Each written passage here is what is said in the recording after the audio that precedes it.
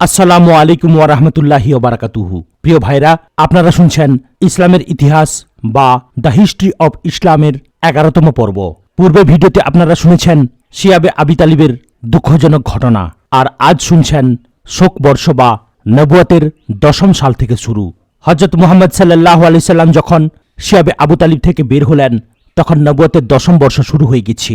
এবার মুসলমানদের সাথে কুরাইশদের ব্যবহার অনেকটা মার্জিত ও নম্র হওয়াটাই ছিল স্বাভাবিক, কিন্তু না, মুসলমানদের দুঃখ কষ্ট এবং হযরত মুহাম্মদ সাল্লাল্লাহু আলাইহি সাল্লামের বিপদ পূর্বের তুলনায় আরও বেড়ে গেল। শীঘ্রই এমন পরিস্থিতির উদ্ভব হল যে এই বছরটি মুসলমানদের কাছে শোকবর্ষ নামে খ্যাতি লাভ করে। রজব মাসে আবু তালিব অসুস্থ হয়ে 80 বয়সে পরলোক গমন করেন। আবু তালিবের মৃত্যুর সাথে সাথে কাফিরদের সাহস বৃদ্ধি পায়। আবু তালিবই ছিলেন এমন এক ব্যক্তিত্ব এবং বনি হাশিমের এমন একজন প্রভাবশালী সর্দার যাকে সকলে ভয় করত এবং সমীহ করে চলত। তার মৃত্যুর সাথে সাথে বনি হাশিমের সেই পূর্বের প্রভাব আর মক্কায় বাকি রইল না।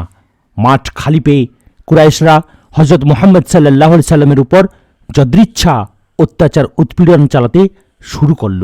এবছরই হযরত আবু বকর সিদ্দিক রাদিয়াল্লাহু তাআলা আনহু মক্কায় কুরাইশদের অত্যাচারে অতিষ্ঠ হয়ে হিজরত করার ইরাদা করলেন। তিনি মক্কা থেকে বেরিয়েও পড়লেন। মক্কা থেকে 4 মঞ্জিল পথ অতিক্রম করে তিনি বিরকুল গিমাদ নামক স্থানে উপনীত হলেন। কারা কবিলার সর্দার ইবনুল দাগিনার সাথে তাঁর সাক্ষাৎ হল। ইবনুল দাগিনা জিজ্ঞেস করলেন, কোথায় যাচ্ছেন? হযরত আবু বকর রাদিয়াল্লাহু তাআলা আনহু জবাবে বললেন, আমার কওম আমাকে অত্যাচারে এমনই অতিষ্ঠ করে তুলেছে যে এখন আমি ইরাদা করেছি মক্কার বাইরে কোথাও গিয়ে থাকব এবং আমার রবের ইবাদত করব। ইবনুদ দাগিনা বললেন, আপনি তো এমনি এক ব্যক্তি যার নিজের মক্কা ত্যাগ করে অন্যত্র চলে যাওয়া সমীচীন হবে না, আর আপনার স্বজাতিরও আপনাকে যেতে দেয়া ঠিক হবে না। আমি আপনাকে আমার আশ্রয় নিচ্ছি। আপনি ফিরে চলুন এবং মক্কাতে থেকেই নিজের রবের ইবাদত করুন।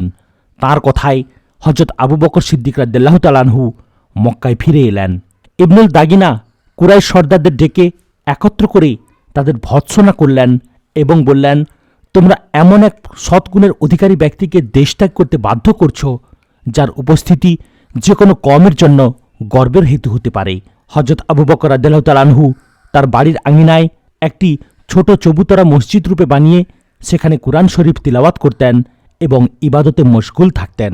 তার কুরআন তিলাওয়াতের আওয়াজে মহল্লার মহিলা ও শিশুরা অভিভূত হয়ে যেত। কুরাইশদের কাছে তাও ছিল অসহনীয়। ইবনুদ দাগিনা তাকে এরূপ করতে বারণ করলে তিনি স্পষ্ট বলে দিলেন, আমি তোমার আশ্রয় থেকে বেরিয়ে আমার আল্লাহর আশ্রয়ই অবলম্বন করছি। তাঁর আশ্রয়ই আমার জন্য যথেষ্ট। তবুও কুরআন তিলাওয়াত থেকে বিরত থাকতে পারবো না। আবু তালিবের ওফাতের প্রায় 2 মাস পরে নবুয়তের 10ম বছরে হযরত খাদিজাতুল কুবরা রাদিয়াল্লাহু তাআলা আনহাও ইন্তিকাল করেন। হযরত খাদিজা রাদিয়াল্লাহু তাআলা আনহাকে হুজুর সাল্লাল্লাহু আলাইহি সাল্লাম অত্যন্ত ভালোবাসতেন। সমস্ত দুঃখ কষ্টে তিনি ছিলেন হযরত নবী সাল্লাল্লাহু আলাইহি সাল্লামের সহধর্মিণী। সর্বপ্রথম তিনি তাঁর প্রতি ঈমান আনয়ন করেছিলেন। সবসময়ই তিনি তাকে সাহস জুগিয়েছেন, বিপদে আপদে তাকে সান্ত্বনা দিয়েছেন। আবু তালিব ও হযরত খাদিজা রাদিয়াল্লাহু তাআলা আনহা হযরত মুহাম্মদ সাল্লাল্লাহু আলাইহি সাল্লামের এমন দুজন সঙ্গী ও সহমর্মী ছিলেন যে তাঁদের মৃত্যু হযরত মুহাম্মদ সাল্লাল্লাহু আলাইহি সাল্লামকে ভীষণ শোকার্ত করে তোলে। সাথে সাথে কুরাইশদের অত্যাচার উৎপীড়নও বৃদ্ধি পায়। একদিন হযরত মুহাম্মদ সাল্লাল্লাহু আলাইহি সাল্লাম পথ অতিক্রম করছিলেন। এমন সময় কোনো এক দুরাচার তাঁর উপর কাদা নিক্ষেপ করে। তাঁর মাথার চুল, দেহ মুবারক, কাপড় চোপড় কর্দমাক্ত হয়ে গেল। এই অবস্থায় ঘরে ফিরলে হযরত ফাতিমা জোহরা রাদিয়াল্লাহু তাআলা আনহা তা দেখে দৌড়ে পানি নিয়ে আসলেন। তিনি পিতার এই হাল দেখে কেঁদে ফেললেন এবং পানি এনে মাথা ধুয়ে দিলেন। হযরত মুহাম্মদ সাল্লাল্লাহু আলাইহি সাল্লাম বললেন, কেঁদো না মা, আল্লাহই তোমার পিতাকে রক্ষা করবেন। একদিন হযরত মুহাম্মদ সাল্লাল্লাহু আলাইহি সাল্লাম খানায় কাবায় গেলেন। সেখানে মুশরিকদের অনেকেই উপবিষ্ট ছিল। হযরত মুহাম্মদ সাল্লাল্লাহু আলাইহি সাল্লামকে দেখে আবু জাহেল উপহাসের স্বরে বলে উঠল, হে আব্দে মানাফের বংশধররা, দেখো দেখো, তোমাদের নবী এসে গেছেন। উতবা ইবনে রবিয়া বলে উঠল, কেউ নবী হোক, কেউ ফেরেশতা বেনে যাক, তাতে আমাদের কি? হযরত মুহাম্মদ সাল্লাল্লাহু আলাইহি সাল্লাম উতবাকে সম্বোধন করে বললেন, তুমি কোনোদিনই আল্লাহ ও রাসূলের পক্ষ সমর্থন করনি, নিজের জেদ ধরেই অটল রয়েছ। এরপর আবু জাহেলকে লক্ষ্য করে বললেন, তোমার জন্যে সেদিন বেশি দূরে নয় যখন তুমি হাসবে অল্পই, কাঁদবে অনেক বেশি। তারপর উপস্থিত মুশরিকদের লক্ষ্য করে বললেন, সেদিন বেশি দূরে নয় যখন তোমরা এ দিনের ছায়াতলে আশ্রয় নেবে যে দিনকে আজ তোমরা অস্বীকার করছ। তাইফ সফর। কুরাইশদের জেদ ক্রমে বেড়েই চলল। শিয়াবে আবু তালিবের বন্দিত্বের জীবনী। হজরত মুহাম্মদ সাল্লাল্লাহু আলাইহি সাল্লাম যখন হজ্জের মৌসুমে বেরিয়ে আসতেন তখন মক্কায় আগত বাইরের তীর্থযাত্রীদের কাছে ইসলামের তাবলিগ শুরু করে দিয়েছিলেন। সে সময় তাঁর সে প্রচার কার্যে তেমন কোনো উল্লেখযোগ্য ফল পাওয়া যায়নি। এখন মক্কাবাসীদের ইসলামের প্রতি সীমাহীন বিরাগ ভাব লক্ষ্য করে তিনি তাইফবাসীদেরকে ইসলামের দাওয়াত দিতে মনস্থ করলেন। তাইফ ছিল মক্কা থেকে 3 মঞ্জিল অর্থাৎ 60 মাইল দূরবর্তী মক্কার মতোই বড় শহর। সাকিব গোত্র সেখানে বাস করত। ওরা ছিল লাতের পূজারী। সেখানে লাতের মন্দির ছিল। গোটা শহরের লোক ছিল সে মন্দিরের ভক্ত পূজারী। নবুয়তের 10ম বছর শাওয়াল মাসে অর্থাৎ হজরত খাদিজা রাদিয়াল্লাহু তাআলা আনহার ইন্তিকালের 1 মাস পরে হজরত মুহাম্মদ সাল্লাল্লাহু আলাইহি সাল্লাম যায়েদ ইবনে হারিসা রাদিয়াল্লাহু তাআলা আনহুকে সঙ্গে নিয়ে পায়ে হেঁটে তাইফ গিয়ে উপনীত হন। সেখানে পৌঁছবার পূর্বে রাস্তায় তিনি ইবনে বকর কবিলায় গিয়ে উঠেন। যখন তিনি লক্ষ্য করলেন যে এরাও মক্কাবাসীদের সহধর্মী ও সহমর্মী, তখন তিনি কাতান বংশীয়দের কাছে গিয়ে উপনীত হলেন। কিন্তু যখন দেখতে পেলেন যে এরাও নিষ্ঠুরতার কোনো অংশে মক্কাবাসীদের চাইতে কম না, তখন তিনি তাইফে গিয়ে উপস্থিত হলেন। তাইফে পৌঁছে সর্বপ্রথম তিনি সেখানকার নেতৃস্থানীয় লোকদের সাথে সাক্ষাৎ করলেন। তাইফের সর্দারদের মধ্যে আবদে ইয়ালিল ইবনে উমার এবং তার 2 ভাই মাসুদ ও হাবিব বনি সাকিবের নেতৃস্থানীয় সর্দার ও সর্বাধিক প্রভাবশালী ব্যক্তি বলে গণ্য হতেন। হজরত মুহাম্মদ সাল্লাল্লাহু আলাইহি সাল্লাম সর্বপ্রথম এদের সাথে দেখা করে তাদেরকে ইসলামের দাওয়াত দিলেন। এরা ছিল অত্যন্ত দাম্ভিক ও অহংকারী। তাদের একজন বলল, আল্লাহ যদি তোমাকে নবী বানাতেন তবে কি আর এমন করে জুতা চটর চটর করে পায়ে হেঁটে ঘুরে বেড়াতে? দ্বিতীয়জন বলল, আল্লাহ বুঝি তোমাকে ছাড়া নবী বানাবার জন্যে আর কোনো লোক খুঁজে পেলেন না, শেষ পর্যন্ত তিনি তোমাকেই নবী বানালেন। তৃতীয়জন বলল, আমি তোমার সাথে বাক্য ব্যয় করতে চাই না, কেননা তোমার দাবি অনুসারে সত্যিই যদি তুমি আল্লাহর রাসূল হয়ে থাকো তাহলে তোমার কথা প্রত্যাখ্যান করা বিপজ্জনক হবে। আর যদি তুমি আল্লাহর উপর মিথ্যা আরোপ করে থাকো তবে এমন ব্যক্তির সাথে বাক্যালাপ না করাই শ্রেয়। তাইফবাসীদের ঔদ্ধত্যমূলক আচরণ।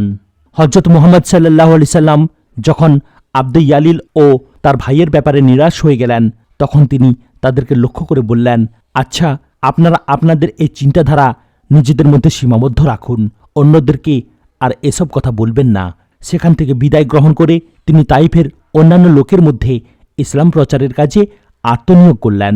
কিন্তু আবদে ইয়ালিল ও তার ভাইয়েরা নিজেদের গোলামদেরকে এবং শহরের ছেলেপিলে ও গুন্ডা বদমাইশদেরকে তার পিছনে লেলিয়ে দিল। তিনি যেখানে যেতেন তারাও পিছু পিছু গালি দিতে দিতে এবং ঢিল ছুঁড়তে ছুঁড়তে চলতে লাগল। তার বিশ্বস্ত খাদিম যায়েদ ইবনে হারিসা রাদিয়াল্লাহু তাআলা আনহু তাঁর সাথে সাথে চলছিলেন এবং তাকে দুরাচারদের ঢিল ও আক্রমণ থেকে হেফাজত করার কাজে নিয়োজিত ছিলেন। পাথর ও ঢিলের আঘাতে হজরত মুহাম্মদ সাল্লাল্লাহু আলাইহি সাল্লাম ও যায়েদ উভয়ই রক্তাক্ত হয়ে গেলেন। তাঁদের তাইফে অবস্থান অসম্ভব হয়ে উঠল। অগত্যা তাঁরা সেখান থেকে বের হয়ে গেলেন। তাইফের গুন্ডা বদমাইশেরা দল বেঁধে পাথর আর ঢিল নিক্ষেপ করতে করতে তাঁদের পিছু পিছু ছুটে চলছিল। তাঁরা যখন তাইফের সীমা পেরিয়ে বের হয়ে গেলেন তখনও তারা তাঁদের পিছন ছাড়ছিল না। দীর্ঘ 3 মাইল পর্যন্ত তারা তাঁদের পিছু পিছু ছুটতে থাকে। তার পদযুগল তাদের পাথরের আঘাতে আঘাতেই রক্তাক্ত হয়ে গেল। আহত পদযুগল থেকে প্রবাহিত রক্তে জুতা পর্যন্ত ভরে উঠল। এরূপভাবে সারা দেহই আঘাতে আঘাতে জর্জরিত হয়ে উঠেছিল। তিনি নিজে বলেন, আমি তাইফ থেকে 3 মাইল দূরে চলে আসি, তখনও আমার হুঁশ ছিল না যে কোথা থেকে আসছি আর কোথায় যাচ্ছি। তাইফ থেকে 3 মাইল দূরে মক্কার জনৈক সর্দার উতবা ইবনে রবিয়ার একটি বাগান ছিল। হজরত মুহাম্মদ সাল্লাল্লাহু আলাইহি সাল্লাম সেখানে এসে আশ্রয় নিলেন। তাইফের গুন্ডা বদমাইশেরা তখন তাইফে ফিরে চলল। তিনি তখন উক্ত বাগানের দেয়ালের ছায়ায় বসলেন এবং নিজের অসহায় অবস্থার জন্যে আল্লাহর দরবারে এভাবে ফরিয়াদ জানালেন, ইলাহি, অসহায় ও দুর্বলদের তুমিই হিফাজতকারী। আমি তোমারই দরবারে মদত কামনা করছি। উতবা ইবনে রবিয়া তখন বাগানে উপস্থিত ছিল। সে তাকে এ অবস্থায় দূর থেকে দেখতে পেল। আরবের আভিজাত্যবোধ ও অতিথিপরায়ণতা তার মধ্যে মাথাচাড়া দিয়ে উঠল। একটি রেকাবিতে আঙুরের কয়েকটি থোকা রেখে সে তার গোলাম আদ্দাসের মাধ্যমে তার কাছে পাঠিয়ে দিল। গোলামটি ছিল নিনোভার অধিবাসী একজন খ্রিস্টান। হযরত মুহাম্মদ সাল্লাল্লাহু আলাইহি সাল্লাম আঙুর খেতে খেতে গোলামটিকে ইসলামের দাওয়াত দিলেন। গোলাম আদ্দাসের অন্তরে হযরত মুহাম্মদ সাল্লাল্লাহু আলাইহি সাল্লামের কথা দাগ কাটল। সে মাথা নিচু করে হযরত মুহাম্মদ সাল্লাল্লাহু আলাইহি সাল্লামের দাস্ত মুবারকে চুমু খেল। উতবা দূর থেকে গোলামের এ চুমু খাওয়ার দৃশ্যটি লক্ষ্য করল। আদ্দাস ফিরে গেলে উতবা তাকে বলল, সাবধান, ওই লোকটির কথায় কান দিও না, তার চেয়ে তো তোমার ধর্মই উত্তম। হযরত মুহাম্মদ সাল্লাল্লাহু আলাইহি সাল্লাম কিছুক্ষণ উতবার বাগানে বিশ্রাম নিলেন। তারপর সেখান থেকে চলে গেলেন। সেখান থেকে বেরিয়ে নাখলা নামক স্থানে এক খেজুর বাগানে এসে উপনীত হলেন।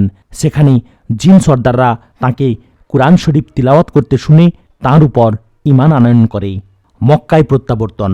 নাখলা থেকে রওনা হয়ে হযরত মুহাম্মদ সাল্লাল্লাহু আলাইহি সাল্লাম হেরা পর্বতে আসেন এবং সেখানে অবস্থান করে কুরাইশ সর্দারদের কারো কারো কাছে এ মর্মে পয়গাম পাঠালেন যে তারা যেন তাকে তাদের জামানতে বা আশ্রয়ে গ্রহণ করেন। কিন্তু কেউই তাতে সম্মত হল না। মুতিম ইবনে আদির কাছে যখন তার পয়গাম পৌঁছল তখন তিনি উঠে দাঁড়ালেন এবং তিনি মুশরিক ও কাফির হওয়া সত্ত্বেও তার আরবি আভিজাত্য এবং গোত্রীয় টান তার মধ্যে এমনইভাবে মাথাচাড়া দিয়ে উঠল যে তিনি তৎক্ষণাৎ সোজা হেরা পর্বতে গিয়ে উপস্থিত হলেন এবং হযরত নবী করিম সাল্লাল্লাহু আলাইহি সাল্লামকে সঙ্গে নিয়ে মক্কায় এসে উপস্থিত হলেন। মুতিমের পুত্র তখন উন্মুক্ত তরবারি হাতে খানায় কাবার সম্মুখে দাঁড়িয়ে গেলেন। হযরত মুহাম্মদ সাল্লাল্লাহু আলাইহি সাল্লাম কাবা শরীফ তাওয়াফ করলেন। তারপর মুতইম এবং তার পুত্রগণ উন্মুক্ত তরবারির প্রহরায় তাকে নিরাপদে বাড়ি পৌঁছে দিলেন। কুরাইশরা মুতিমকে জিজ্ঞেস করল, মুহাম্মাদের সাথে তোমার কি সম্পর্ক? মুতিম জবাব দিলেন, সম্পর্ক কিছুই নেই, তবে আমি তার একজন সমর্থক। যতক্ষণ পর্যন্ত তিনি আমার আশ্রয়ে আছেন ততক্ষণ পর্যন্ত কেউ তাঁর দিকে চোখ তুলেও তাকাতে পারবে না। মুতইমের এ দৃঢ় সমর্থন ও নির্ভীক আচরণে কুরাইশরা অনেকটা স্তব্ধ হয়ে গেল। একটি রিওয়ায়েতে আছে, হযরত মুহাম্মদ সাল্লাল্লাহু আলাইহি সাল্লাম যখন তাইফে কাফির মুশরিকদের কঙ্কর আঘাতে জর্জরিত তখন জনৈক ফেরেশতা তাঁর খিদমতে উপস্থিত হয়ে আরজ করেন যে যদি আপনি নির্দেশ দেন তবে আমি পাহাড় উত্তোলন করে তাইফবাসীদের উপর নিক্ষেপ করব, তাতে তারা পিষে মরবে। কিন্তু হযরত মুহাম্মদ সাল্লাল্লাহু আলাইহি সাল্লাম জবাবে বলেন, না, তা কখনো হতে পারে না। আমি আশা করি এরা যদি ইসলাম গ্রহণ নাও করে তবে এদের সন্তানরা অবশ্যই ইসলামের খিদমতে আত্মনিয়োগ করবে। তাদের পরবর্তী গোটা প্রজন্ম ইসলাম গ্রহণ করবে। আমি তাদের ধ্বংস কামনা করি না। হযরত আয়েশা রাদিয়াল্লাহু তাআলা আনহার সাথে শাদী মুবারক এবং মিরাজ। এবছরই অর্থাৎ নবুয়তের 10ম বর্ষে হযরত মুহাম্মদ সাল্লাল্লাহু আলাইহি সাল্লাম হযরত আয়েশা বিনতে আবু বকর সিদ্দিক রাদিয়াল্লাহু তাআলা আনহা এবং হযরত সাউদা বিনতে জামা রাদিয়াল্লাহু তাআলা আনহার সঙ্গে বিবাহ বন্ধনে আবদ্ধ হন। ওই বছরই তিনি মিরাজে গমন করেন। মিরাজ সম্পর্কে তাবারির অভিমত হচ্ছে তা ওয়াহি অবতীর্ণ হওয়ার পূর্বে অর্থাৎ নবুয়তের 1ম বর্ষের ঘটনা, যখন নামাজ ফরজ হয়েছিল। ইবনে হাজমের মতে তা 10ম হিজরির ঘটনা। কোনো কোনো রিওয়ায়েতের দ্বারা প্রতীয়মান হয় যে মিরাজ মদিনায় হিজরতের পরে ঘটেছিল, যেখানে বক্ষ বিদারণ সম্পর্কে কোনো কোনো আলেমের ধারণা যে তা একাধিকবার সংঘটিত হয়েছে, তেমনিভাবে মিরাজ সম্পর্কেও কোনো কোনো পণ্ডিতের ধারণা যে তাও একাধিকবার হয়েছে। মোট কথা, এ বিতর্কের স্থান এটা নয়। এজন্যে স্বতন্ত্র পুস্তক এবং তাফসির ও হাদিসের কিতাবাদি দেখা যেতে পারে। বিভিন্ন স্থানে ও বিভিন্ন গোত্রে ইসলাম প্রচার। মক্কাবাসীদের প্রতি নিরাশ হয়ে হযরত মুহাম্মদ সাল্লাল্লাহু আলাইহি সাল্লাম তাইফ গমন করেছিলেন। সেখানকার লোক মক্কাবাসীদের চাইতেও জঘন্যতর আচরণ করল। মক্কাবাসীদের ঘৃণ্য ও জিদ উত্তরোত্তর বৃদ্ধি পেতে লাগল। কিন্তু হযরত মুহাম্মদ সাল্লাল্লাহু আলাইহি সাল্লাম সাহস হারালেন না। তাইফ থেকে প্রত্যাবর্তনের পর তিনি মক্কার আশেপাশে বসবাসরত গোত্রসমূহের কাছে যেতে এবং তাদের মধ্যে ইসলামের বাণী প্রচার করতে লাগলেন। সে অনুসারে বনু কিন্দা ও বনু আবদুল্লাহ গোত্রদ্বয়ের আবাসস্থলেও তিনি গমন করেন। বনু আবদুল্লাহ গোত্রকে লক্ষ্য করে তিনি বলেন, হে বনু আবদুল্লাহ গোত্রের লোকজন, তোমাদের আদিপুরুষ ছিলেন আব্দুল্লাহ আল্লাহর দাস, সুতরাং তোমরাও সত্যিকারের আল্লাহর দাস হয়ে যাও। বনি হানাফিয়ার আবাসভূমিতেও তিনি গমন করেন, কিন্তু সে জালিমরা গোটা আরবের মধ্যে তার সাথে সবচাইতে জঘন্য ও নিষ্ঠুর পন্থায় তাকে প্রত্যাখ্যান করে। বাইরে থেকে যেসব পথচারী মক্কায় আসতো বা হজ্জের সময় দূর দূরান্ত থেকে যেসব কাফেলা আসতো, হজরত মুহাম্মদ সাল্লাল্লাহু আলাইহি সাল্লাম তাদের কাছেও ইসলামের দাওয়াত পৌঁছিয়ে দিতেন। কিন্তু আবু লাহাব তাঁর বিরোধিতার জন্যে এক পায়ে খাড়া থাকত, এসে সর্বত্র তাঁর পিছু পিছু লেগে থাকত এবং বহিরাগতদেরকে তাঁর কথায় কর্ণপাত করতে বারণ করত। হজরত নবী করিম সাল্লাল্লাহু আলাইহি সাল্লাম একে একে বনু আমির, বনু সাইবান, বনু কালব, বনু মাহারিব, ফাজারাহ, গাসান, সুলায়ম, আবাস, হারিস, আজারা, ফাহল, মুর্রা প্রভৃতি গোত্রকে ইসলামের দাওয়াত প্রদান করেন। যখন তিনি বনু আমিরকে ইসলামের দাওয়াত দিতে গেলেন, তখন তাদের মধ্যকার ফারাস নামক এক ব্যক্তি বলে উঠল, আচ্ছা, আমরা যদি মুসলমান হয়ে যাই আর আপনি দুশমনদের বিরুদ্ধে বিজয়ী হন, তাহলে আপনি কি আমাকে আপনার খলিফা মনোনীত করে যাবেন? জবাবে হজরত মুহাম্মদ সাল্লাল্লাহু আলাইহি সাল্লাম বললেন, এটা তো আল্লাহর ইখতিয়ারে, তিনি যাকে ইচ্ছে আমার খলিফা বানাবেন। একথা শুনে ওই ব্যক্তি বলে উঠল, বাহ, এখন তো আমরা আপনার অনুসারী ও সমর্থক হয়ে নিজেদের গলা কাটাবো, আর যখন আপনি কৃতকার্য হয়ে যাবেন তখন অন্যরা শাসন ক্ষমতার মজা লুটবে। যান, আমাদের আপনার দরকার নেই। আজ এখানে সমাপ্ত করলাম। ভিডিওর পরবর্তী অংশ শোনার জন্য চ্যানেলটিকে সাবস্ক্রাইব করুন, লাইক, কমেন্ট এবং শেয়ার করতেও ভুলবেন না। আসসালামু আলাইকুম ওয়া রাহমাতুল্লাহি ওয়া বারাকাতুহু।